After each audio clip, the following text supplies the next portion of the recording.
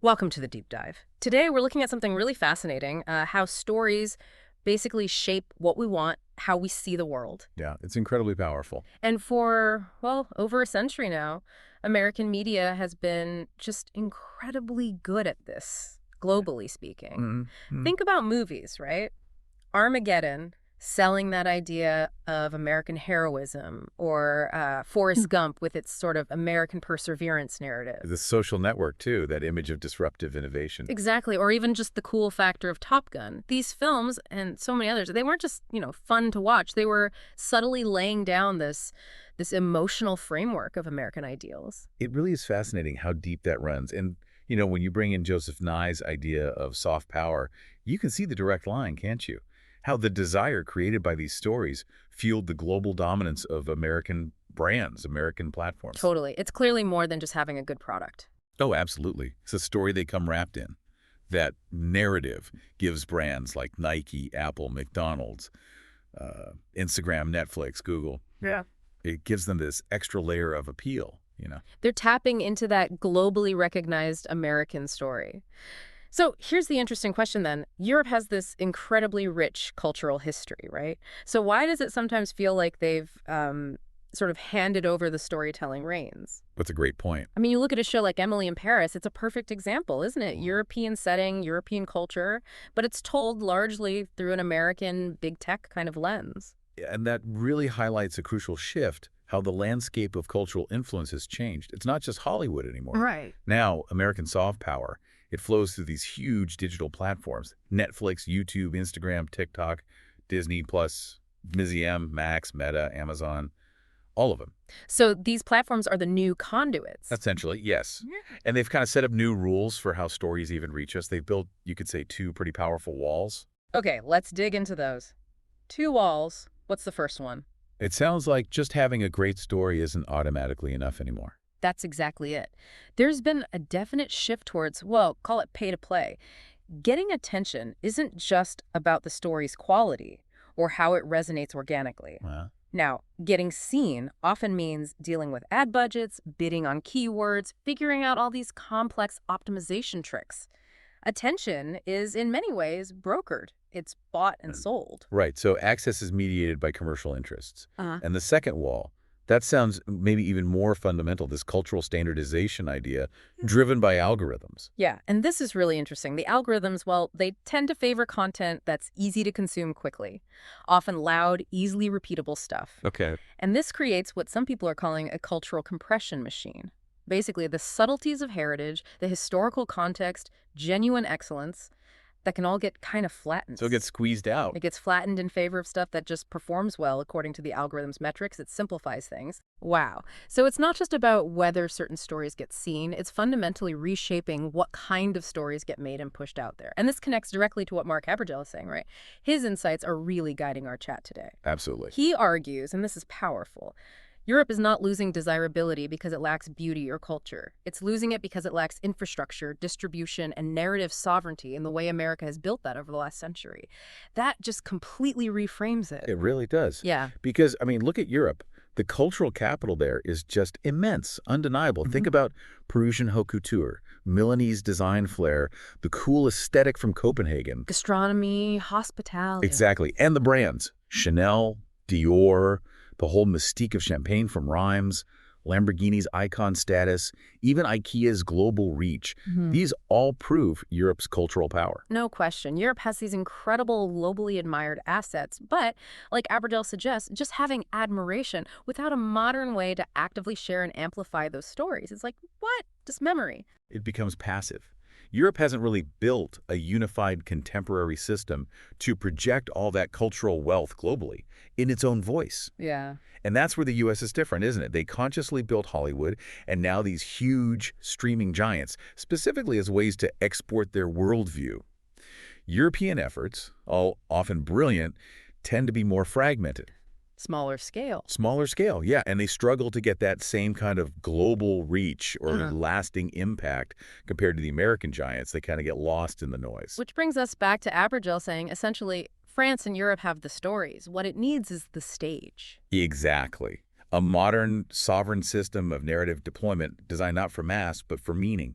Not for bland content, but for culture. That's the core idea. So if Europe doesn't build this stage, what happens? What are the actual risks? What could they lose? Well, there are a few big ones. First, you could see an erosion of pricing power and differentiation, especially for luxury goods. Yeah. So much of their value is tied up in the story, the heritage, the meaning. Right, the aura. Precisely. If those stories get diluted, or if they're told mainly through external platforms that flatten everything, that emotional connection weakens. And if that happens, the justification for that premium price starts to wear thin. So a Dior bag just becomes another image in the feed, losing its distinctiveness? It risks that, yes. If it looks indistinguishable from everything else scrolling past, then the second major risk is this growing dependence on big tech gatekeepers. The platforms themselves. Exactly. Instagram, YouTube, TikTok, Netflix. They have immense power to shape cultural trends now. Their algorithms decide what gets seen, what formats do well, what the global audience experiences. And their priorities might not align with preserving cultural nuance. Probably not. They're generally driven by scale, broad appeal, engagement metrics. Subtlety, historical depth, the stuff that often defines European culture might not fit those parameters easily. So European brands, creators, they might feel forced to adapt in ways that dilute their identity, or they just risk getting ignored. And that leads to the third point, doesn't it? This broader erosion of Europe's cultural authority, its soft power. Yeah, absolutely. If Europe doesn't have its own strong platform to tell its own stories, it ends up essentially renting attention from these foreign platforms. Renting attention. That's a good way to put it. And over time, if Europe isn't confidently putting its own narrative out there, its position as a global tastemaker, a source of cultural leadership, could genuinely be undermined. The world might just start looking elsewhere for that inspiration. Okay, so given these risks, what's the actual proposed solution? How does Europe reclaim that narrative, that cultural sovereignty? Well, Abergale's argument is that Europe needs a completely different approach. Not trying to beat Silicon Valley at its own game, but creating its own distinct ecosystem. Something different. Yes, a curated space. One that's designed to elevate European cultural heritage, not just turn it into mass market content. The goal isn't another TikTok or Netflix clone. It's about building a platform where the deep stories, the real value of European culture, can shine. Right, so this curated European platform for cultural storytelling, what would that actually look like? What kind of content are we talking about? Imagine a dedicated online space, really high quality. Think films, series, maybe deep dive master classes, beautiful documentaries exploring the history, the craft, the people, the places behind Europe's cultural icons. Okay, give me an example. Like a stunning cinematic portrait of a historic vineyard in Bordeaux, or a compelling drama about, say, the life of Jean Lanvin, or maybe exclusive behind-the-scenes access into the world of haute couture workshops. Stuff with depth. Exactly. Content that teaches, seduces, and actually lasts. Not just disposable clips.